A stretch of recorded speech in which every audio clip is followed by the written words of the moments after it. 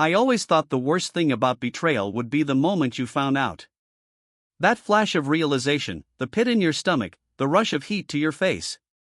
But it's not. It's the slow unraveling after, the way everything you thought was real begins to look unfamiliar, like the world has been subtly shifted 5 degrees to the left and no one told you. Emily and I had been married for 7 years. We weren't perfect, no couple is, but we had something that felt solid.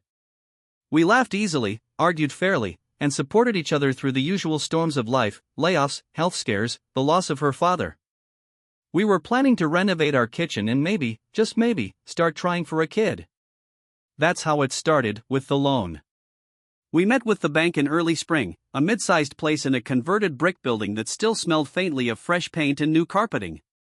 Emily had picked it out after comparing interest rates for weeks. She was always meticulous like that, the kind of woman who read every line of a contract and triple-checked Yelp reviews before choosing a coffee shop. The man assigned to us was Derek. Mid-30s, slick haircut, expensive-looking watch, and a smile that seemed just a little too familiar from the get-go. But I didn't think anything of it at first. I mean, I'm not the jealous type. Emily's always been beautiful, and I've always been proud of that, never threatened by the attention she gets. The first few meetings were routine. We sat together, signed forms, answered questions. Derek was professional, mostly. But I did start to notice how his attention drifted toward Emily a little too long. How he cracked jokes that seemed aimed more at making her laugh than at putting us at ease. The first real red flag, though, was when I missed a meeting. It was a last-minute emergency at work. I'm in IT, and one of our clients had a meltdown that required all hands on deck. I told Emily to go ahead without me, that she could handle it.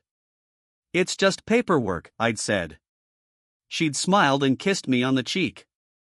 Don't worry, babe. I got it. That night, she came home later than expected. Said the meeting ran long, that Derek had been thorough, that they'd gone over some options that might reduce our interest rate. She had that glazed look, the one she used to get after a glass of wine. I asked if she'd had a drink, and she said no, just tired. I believed her. Over the next few weeks, things started to shift. Subtly at first. Her phone was always on silent. She took longer showers, started wearing perfume again, one I didn't recognize. She mentioned Derek in passing more often, usually with some innocuous comment like, he really knows his stuff, or, he suggested a different loan term we might want to consider. I'd never felt insecure before. But I started to notice things. A change in her laughter, the way her body stiffened when I reached for her hand. It was like I was watching my wife slowly move to another room I wasn't allowed in. Then came the night I saw her phone light up while she was asleep. I shouldn't have looked, I know that. But something in my gut told me I had to. It was him. The messages weren't explicit, not exactly. But the intimacy was there, between the lines. Miss seeing your smile today. That coffee place you love? Thought of you when I walked by. That kind of thing. I didn't say anything at first. I told myself I needed more proof. I told myself it might be innocent. I told myself 1,000 lies so I wouldn't have to face the one thing I feared, that Emily was slipping away, and she didn't even notice. Until the night she came home with her blouse buttoned wrong. That night, I stopped pretending. The night she came home with her blouse buttoned wrong, I knew. It wasn't the kind of mistake Emily made. She was the most detail-oriented person I knew. Nothing about her ever came undone unintentionally. She froze when she saw me in the kitchen, leaning against the counter, nursing a drink I hadn't tasted in years. Her eyes flicked to the glass, then to me, and she offered a smile that felt like a mask, like it had been painted on over a face full of panic. "You're home early," she said. I looked at her. Not through her, at her. I saw the slightly smeared lipstick, the necklace turned around so the clasp sat at her throat, the faint scent of someone else's cologne mingling with her perfume. My silence made her shift, like she couldn't figure out how to stand still in her own skin. "I thought I'd cook tonight," I said, gesturing to the untouched pasta on the stove. "But you already ate, didn't you?" Her smile cracked. Yeah. Derek and I grabbed a bite after going over the paperwork. Sorry, I should have texted. I nodded, as if I believed her. As if my heart hadn't already shattered and rearranged itself into something colder. Emily, I said, voice low, how long? She blinked. What? Don't insult me, I said. Just tell me how long it's been going on. The pause was short, but not short enough. That hesitation was everything. It was just one time, she said quickly, stepping toward me. I didn't mean for it to happen.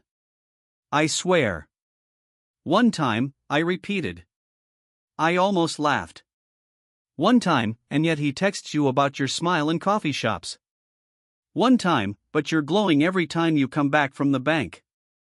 Tears welled in her eyes, and for a moment, I hated her for making herself the victim.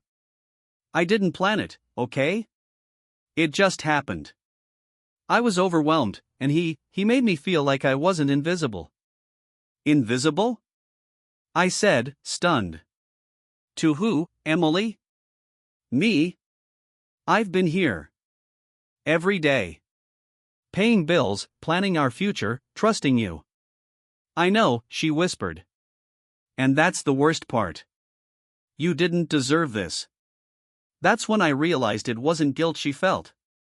It was regret for getting caught. I didn't scream. I didn't cry.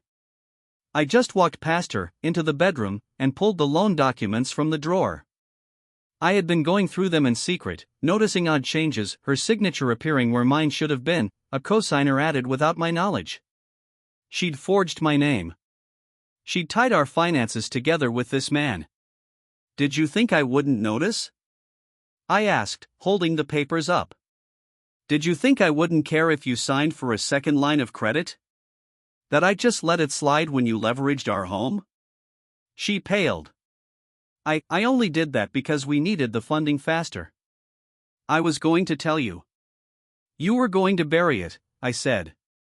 Like you buried us. There was nothing left to say. The next morning, I called my lawyer. Emily cried when I told her I'd be filing for divorce. She begged, said she'd cut off contact with Derek, that we could fix it.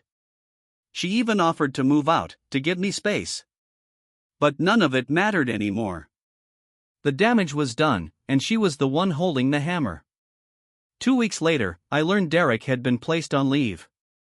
Apparently, I wasn't the first client he'd gotten too close to, just the first husband who had proof. I sent a quiet thank you to my friend who worked in compliance at the bank. The loan? I had it cancelled, citing fraud. It took some legal wrangling, but eventually, we extricated ourselves from the mess she and Derek had created. I kept the house. She moved back in with her sister. And me?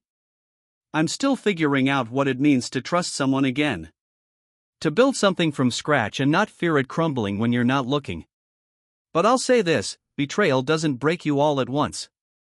It chips away, little by little, until you either fall apart or decide, finally, that you've had enough. I had enough. And now, I'm finally free.